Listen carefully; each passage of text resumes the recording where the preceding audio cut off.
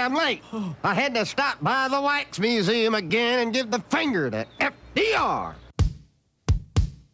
We know Al-Qaeda, Zawahiri, is supporting the opposition in Syria.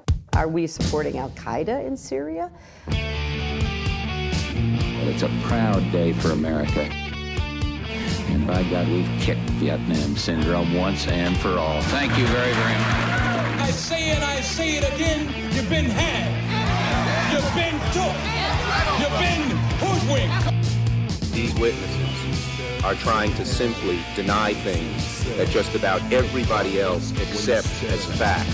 We came, we saw, we died. Well, we ain't killing their army, but we killing them. We be on CNN like, say our name, bitch, say it 3 times. The meeting of the largest armies in the history of the world. Then there's going to be an invasion. All right, you guys, on the line, I've got Ben Freeman. He runs the Foreign Influence Transparency Initiative at the Center for International Policy. Welcome back to the show. How are you doing? I'm great, Scott. Always a pleasure to be with you. Very happy to have you here. What an interesting piece of work you have here. The Emirati lobby, how the UAE wins in Washington. And this is coming out tomorrow, but anyway. Massive study about the influence of not Mohammed bin Salman this time, but Mohammed bin Zayed and his partners over there in the United Arab Emirates. As you point out, right off the bat in this piece, and so I will too in this interview, also guilty as hell for the genocide in Yemen over the past 4.5 years, almost 5 years now. And so that's one major reason why they ought to be of interest to the rest of us. Tell us more reasons. Oh man, there's so much to cover. I mean, the UAE has really gotten a pass while everybody's been focused on Saudi Arabia. People haven't really taken a hard look at the United Arab Emirates, but they're doing a lot of the exact same stuff that the Saudis are doing. Everything from just an abhorrent human rights record, their extrajudicial imprisonment of UAE citizens, in some case torturing expats that are in the United Arab Emirates. Even Western academics that come to the UAE are regularly harassed and intimidated. I talked to one professor who was there from the New York University who was followed by secret police there. And I've also spoken with a man named Matt Hedges, who was a British academic in the UAE, who was imprisoned in solitary confinement for over 6 months. Because they said he was a spy working for the British government, when in fact he was just a PhD student working on his dissertation there. So the UAE, and this is all in addition to everything that they're doing in Yemen, and yet despite all this stuff, folks very rarely know any of this, and they think of the UAE. If they think of the UAE at all, they might think about Dubai and all the flashy buildings there. Mm-hmm. Yeah, well, so let's stick with Yemen for a minute here because we got great reporting, a whole series by the Associated Press about their torture camps there and roasting people alive on spits like Ewoks and, this kind of madness. And, of course, where the Saudis have, I guess, uncharacteristically preferred al-Islah, the Muslim Brotherhood faction, which supports their guy Hadi there in Yemen. The UAE has preferred to back al-Qaeda in the Arabian Peninsula instead, and has even given them American MRAPs to drive around and use in their war against the Houthis. Yeah, I mean, it's sort of unbelievable, the situation that we're seeing developing in Yemen now. I mean, we really have been. It's extraordinary. And the real extraordinary thing to me is that we see this sort of like in D.C. here, we see this kind of a general love for the Emiratis. And yet, when you look on the ground at everything that's happening in Yemen, you mentioned that just grotesque torture program there. They were also running a targeted assassination program there, working with some former U.S. forces folks, too, in addition to all the civilian casualties committed by the UAE and the Saudi-led coalition. Yet, again, we only hear about the Saudi misdeeds. We very rarely hear about everything that the Emiratis are doing there, including, like as you mentioned, directly giving U.S.-made weapons to al-Qaeda. And I think that can't be said enough. They're giving weapons directly to Al-Qaeda in the Arabian Peninsula. Yeah, I think people might have seen those pictures on CNN and said, geez, there you go with ISIS guys stealing American vehicles that George Bush left behind somewhere again or something. Nope. In this case, turned right over to them deliberately because we're on their side. Right. Right. Yeah. I mean, it's almost like a form of currency over there, weapons and military equipment. And so the Emiratis, this was no accident, very intentionally gave weapons to Al-Qaeda there. Yeah. And then, of course, there's, we got to cover all the child soldiers and mercenaries, because just like the Saudis, they don't have much of an army of their own. I guess they have their special operations forces. And I guess it's been reported, too, there's been retired, quote unquote, American officers leading their mercenary army there, at least at some times, over the past few years. And we know there's been child soldiers from Sudan in large numbers sent there to fight for them. Yeah. I mean, on sort of every metric you can think of, what the Emiratis are doing in Yemen has been, absolutely abhorrent. The civilian casualty, use of child soldiers, torture, assassination programs. I mean, on down the line. And I think the bottom line from a U.S. point of view is everything that they're doing there has certainly not made the world a safer place. And I think arguably because of their connection with Al-Qaeda there, I think it's destabilized the world. It's certainly destabilized Yemen in that region more. But I think the greatest threat from a U.S. interest point of view is the possibility of terrorism being exported. And the Houthis aren't going to do that. The real threat there, as we know, is Al-Qaeda being able to export terrorism. And as long as the Al-Qaeda there continues to be backed by the Emiratis, they can develop a terrorist safe haven potentially, and they could potentially have the reach to export some terrorism out of there. And so I think from a U.S. interest point of view, we need to take a really hard look at what's going on with the UAE there and really rethink our support for the Emirati and Saudis there. Yeah. All right. Well, so before we get to the Emiratis in D.C., were there any other major points about their misbehavior in the region and the role that they play in, as an American, client state there that you want to bring to our attention? Yeah, one more thing I'll say on it is that on the arms sale side of it, my colleagues here at the Center for International Policy, they dove into the numbers. In the last 10 years, we've sold the Emiratis over $27 billion in arms. And some folks like to say, well, that's just good for American businesses here. But the flip side of it is that, as we know, and we were just talking about, a lot of those arms are finding their ways into the hands of terrorists there. And there's some arms sales that are currently under consideration for the Emiratis too. And so I think it really behooves us to say, can we wait a minute on these arms sales till we figure out where the heck all of our U.S. arms are going, and are they actually going to terrorists instead of going to the Emiratis? Yeah. Well, and of course, there's an American air base there as well, right? Yeah. Yeah, that's exactly right. And it's a valuable air base. And as they make clear in our new report, there are a lot of, I think, legitimate ties and value to the U.S. Emirati relationship. We do have an air base there, which has been instrumental in the fight against terrorism in the region. And all that stuff is well and good. But I think we can't. Why concede that? I mean, all that is a tripwire for worse conflict and a reason for America to double down on our support for this same corrupt regime. Yeah, exactly. And it becomes kind of this downward spiral of support. And certainly the argument that a lot of people make here, it's like, well, there are devout allies, so we've got to become even more enmeshed in their country, in their wars, and we've got to send our troops to fight wars that they might otherwise be fighting. Hold on just 1 second. Be right back. So you're constantly buying things from Amazon.com. Well, that makes sense. They bring it right to your house. So what you do, though, is click through from the link in the right-hand margin at scotthorton.org, and I'll get a little bit of a kickback from Amazon's end of the sale. Won't cost you a thing. Nice little way to help support the show. Again, that's right there in the margin at scotthorton.org. announcing the latest book to be published by the Libertarian Institute, Coming to Palestine, by our heroic executive editor, Sheldon Richman. In Coming to Palestine, Richman tells the truth about the creation of Israel, the Palestinian Nakba, or catastrophe, and the Israelis' continued oppression of the Palestinians since that time. He also tells the stories of anti-Zionist, Orthodox, and Reform Jews who oppose the creation of Israel, and those who fight for the Palestinians' freedom today. Read Coming to Palestine by Sheldon Richman, available at libertarianinstitute.org and amazon.com. Hey guys, you got to check out thebumpersticker.com. You play in a band, you need stickers?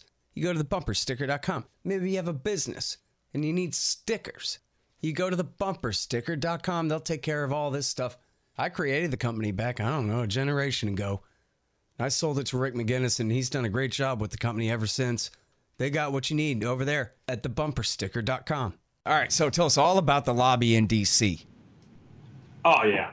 So this is where the story gets interesting. As I mentioned, despite everything we just talked about, all these misdeeds that are going on by the Emiratis, if you ask the average person, I think around D.C., what they thought of the UAE, they would probably say some very positive things about the UAE. Everybody sees sort of glamorous photos and videos even of the UAE. I mean, heck, they were like one of the Fast and the Furious films was filmed in the UAE. And so, fast cars, beautiful people, they might think of the UAE as being very glamorous. And one of the big reasons that there's this major disconnect between what the UAE actually is and how they're perceived here is their lobby in America. And what we did, my program at the Center for International Policy, we took a look at the UAE lobby in 2018, and what we found was staggering. The Emiratis hired 20 different lobbying and public relations firms to work for them in just that 1 year. They also spent over $20 million on those firms' lobbying and PR campaigns. We documented over 3,000 political activities those folks engaged in. They contacted almost half of all congressional offices. They worked with 18 think tanks, reached out to almost every mainstream media outlet. And a lot of this work that they're doing, their foreign agents, their lobbyists are working with folks at think tanks that, you guessed it, the Emiratis also fund these think tanks. And so not surprisingly, a lot of these think tanks that are funded heavily by the Emiratis, they produce reports and op-eds that are really favorable to the Emiratis. And it helps to create this sort of echo chamber here that the Emiratis are our devout allies, and we've got to stand by them through thick and thin, no matter what. And basically what we found, the bottom line of this report, is that through this massive lobbying and influence operation, they've really been able to pull the wool over the eyes of just about everybody here in Washington, D.C. Yeah. Well, hey, everybody likes money, and especially free money. And that's the whole thing about this, right, is in this kind of business, the lobbyists themselves, everybody involved in this, they're getting paid big time. All the margins are, I presume, are quite a bit thicker than you would see on a regular, kind of market level job being carried out by people of that same talent level, Oh, yeah. I mean, it's like the sums of money here are just incredible. I'll give you an example of just one of these firms here. It's a firm called the Camstel Group, and do a lot of PR work for the Emiratis. They're under contract with the Emiratis, and their monthly retainer, is $400,000 a month. They make almost $5 million a year working for the Emiratis. And that's before any billable hours. That's just to keep them on retainer. Yeah. Oh, yeah. If you add up the expenses and everything that they're doing, they're billing for, it ends up being well over $5 million a year that the Emiratis are spending, again, on just this one PR factory they've got going for them. Mm-hmm. All right. So talk about their favorite think tanks and ours. Yeah. The big think tanks for them are sort of, not surprisingly, as I mentioned before, think tanks that they fund, and so they're working with the Middle East Institute really heavily, the Center for American Progress really heavily, the Foundation for Defense of Democracies really heavily.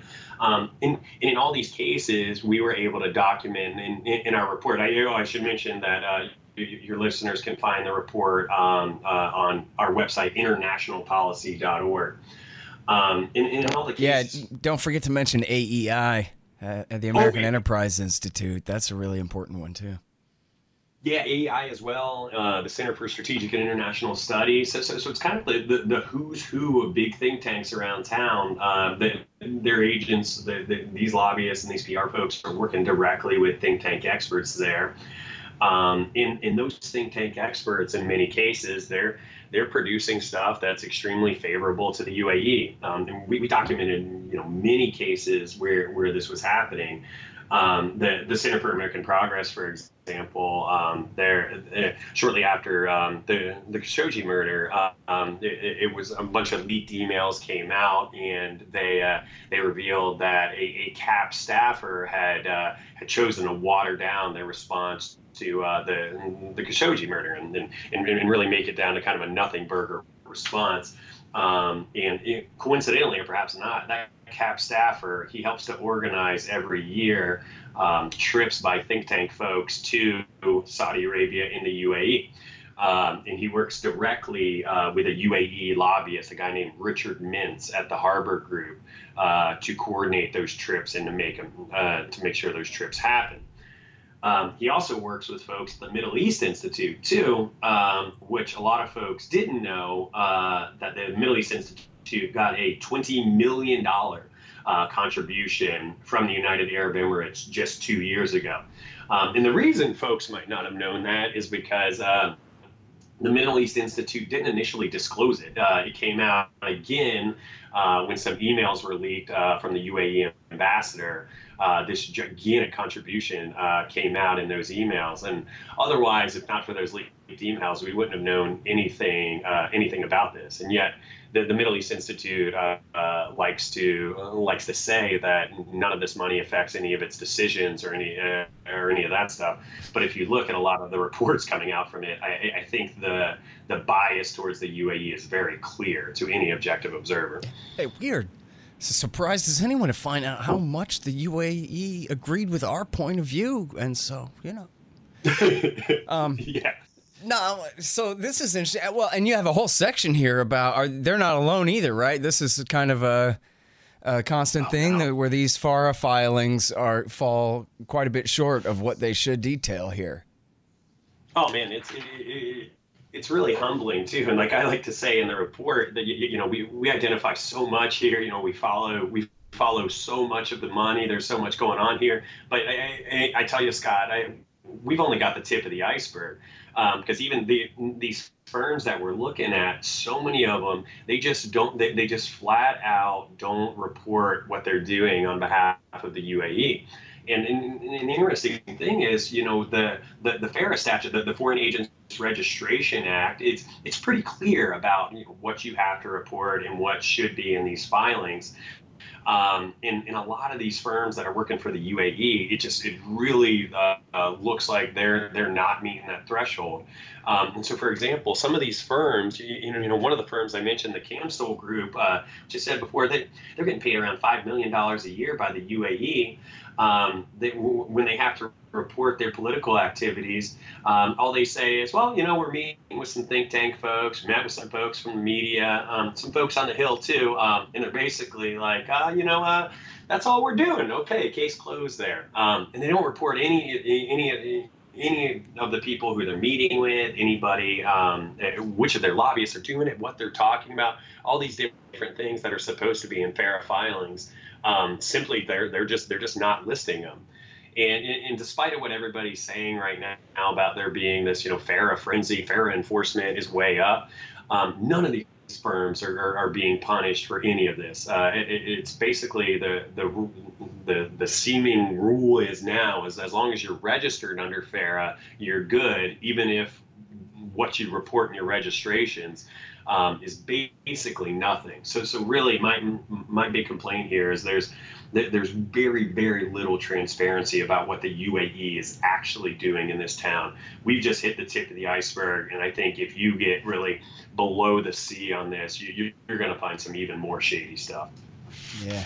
Well, especially here when you get to the section about political contributions, my God, it's like foreign meddling in our elections here.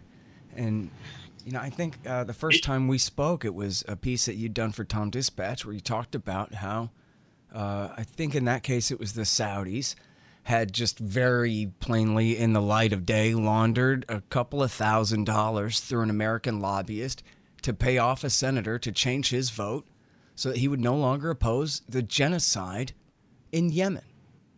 This aggressive war, which again is not just genocidal, but also treasonous and is being fought on behalf of Al-Qaeda in Iraq. And it was just $3,000 was enough to flip the senator's vote around. So, and then, but he ain't alone. This is a constant thing with UAE money and I guess everybody else too, huh? The Russians. Sorry. Yeah. Everybody but the Russians, maybe.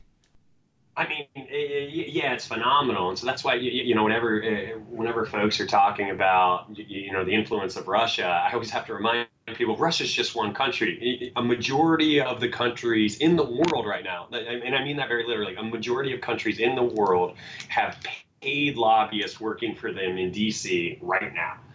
And so Russia is not unique. And we say there's plenty to complain about Russia, don't get me wrong there. Well, no evidence they ever funneled money into anybody's political campaigns other than just make-believe leaks to the New York Times and the Washington Post that were debunked.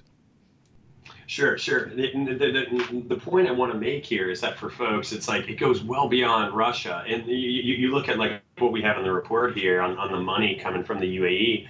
And what we found was around $600,000 coming from registered, these firms that are registered to work for the UAE. They spent around $600,000 on campaign contributions. And this is just in 2018, over $500,000 going to campaigns.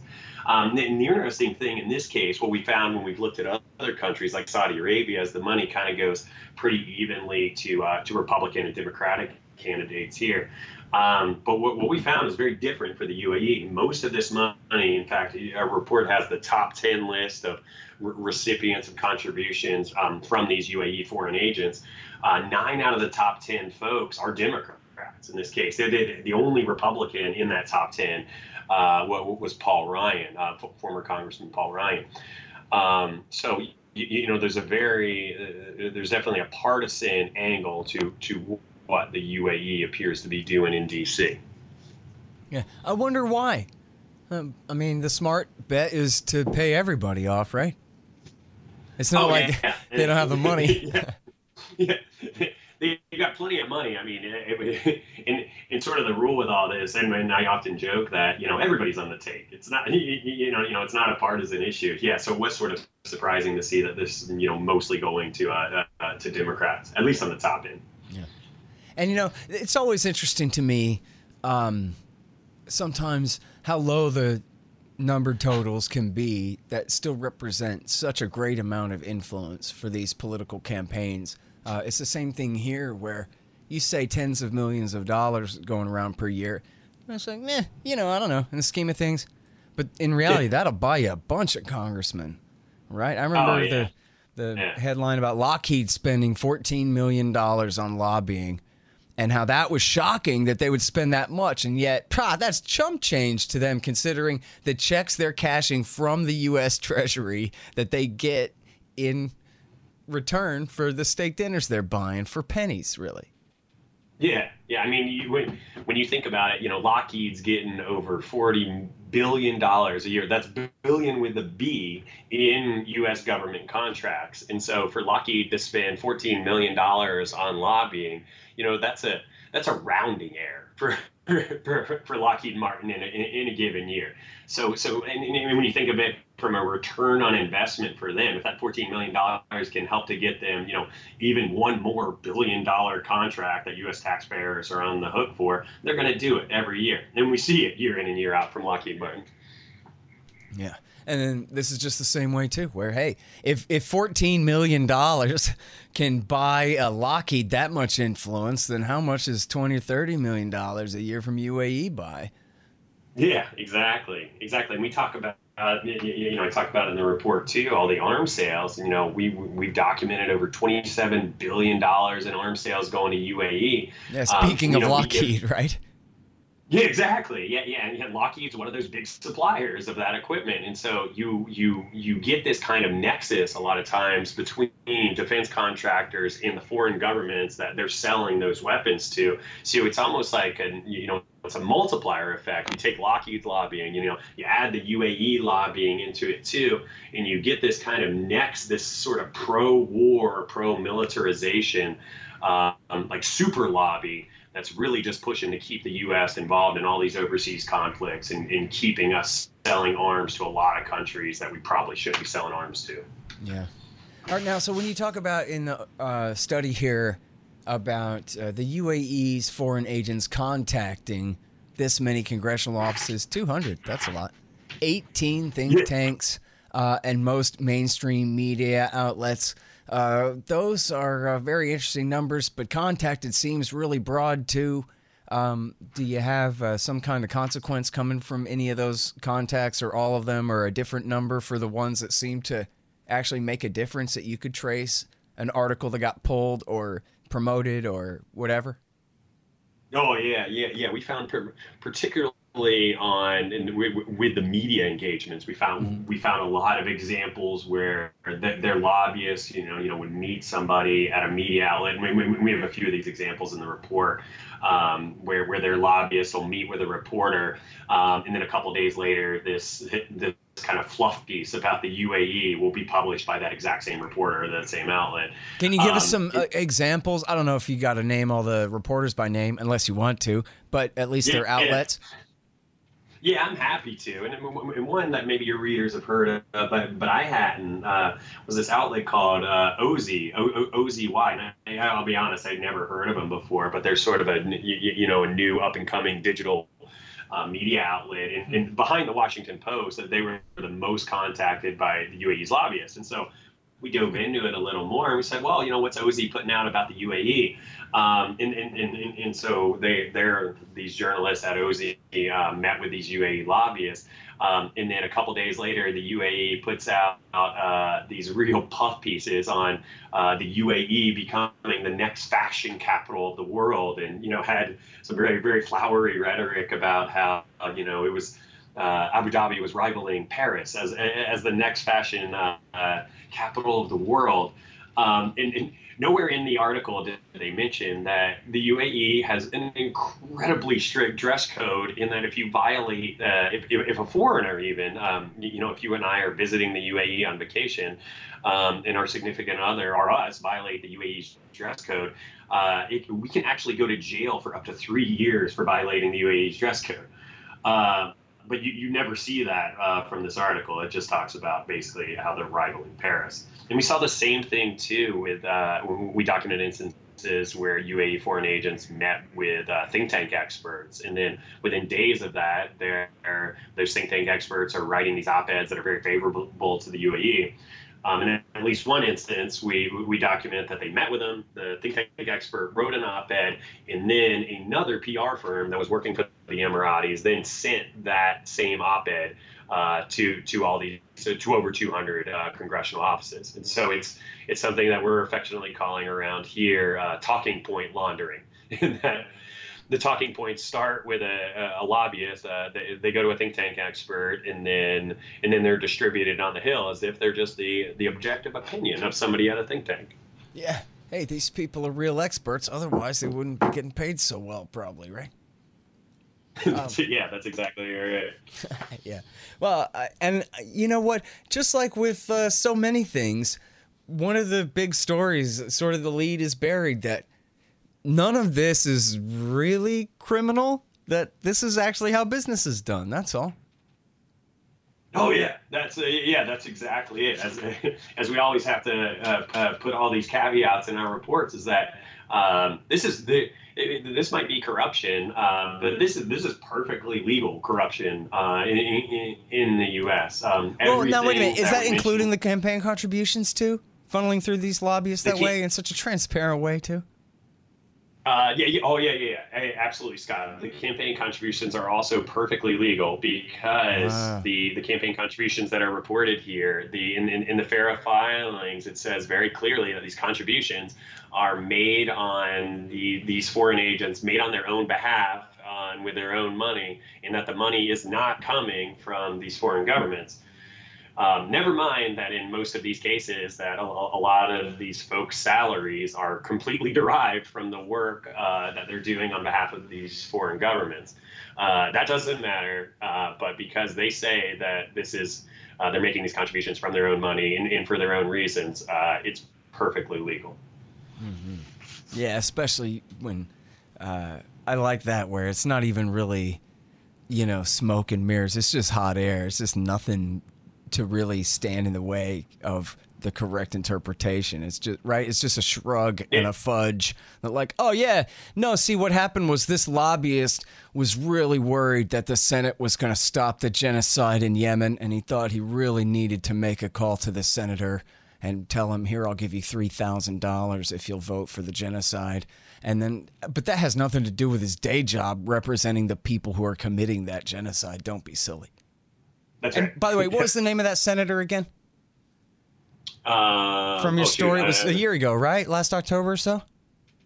Yeah, there's so many. Oh, I'm blanking on exactly that one is. Sorry, but that was for for a vote related to Saudi Arabia. Yeah, it was. It was. It was on the. Well, it was the War Powers Act resolution or one of those, and it was. I think it was Senator Einhoff. Okay. Yeah, I think it was a Democrat from the East Coast somewhere. Does that count? I'm not sure if that's the same guy. No, we did have one with a Democrat, and I'm blanking on who that was too. But the one right before the War Powers vote was Senator Einhoff, and then the contribution was made by a lobbyist at the McKeon Group. Mm-hmm. Yeah, that must be the one I'm thinking of. Yeah, it's really something else. But William S. Lynn said a long time ago. He says, "Look, Washington D.C. It's just an imperial court. That's all it is." It's, as they keep documenting, you and others keep adding up these numbers, it's $1 trillion a year. As he said then, this is back in 04, 05. This is the biggest honeypot in the history of the world. There's nothing that compares to it.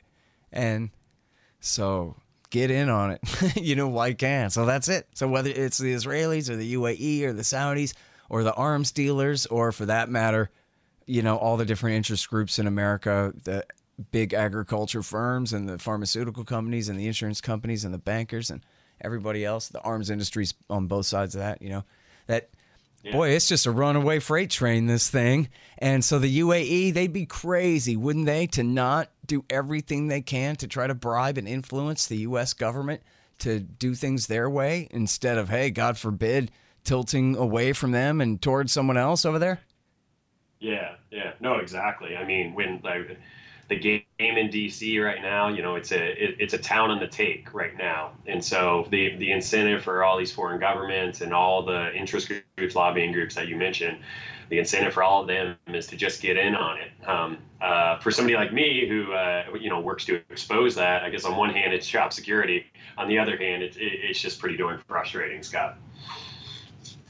Yeah, well, and it's job security for me too, of course, because it means that the wars all continue. All these violent deaths. It's not like they're just cashing checks. They're cashing checks again for weapons that they're using. Not just, it used to be that at least we could sort of take comfort that the Saudis were just stockpiling all this stuff in warehouses somewhere and weren't doing anything with it and didn't know how to do anything with it.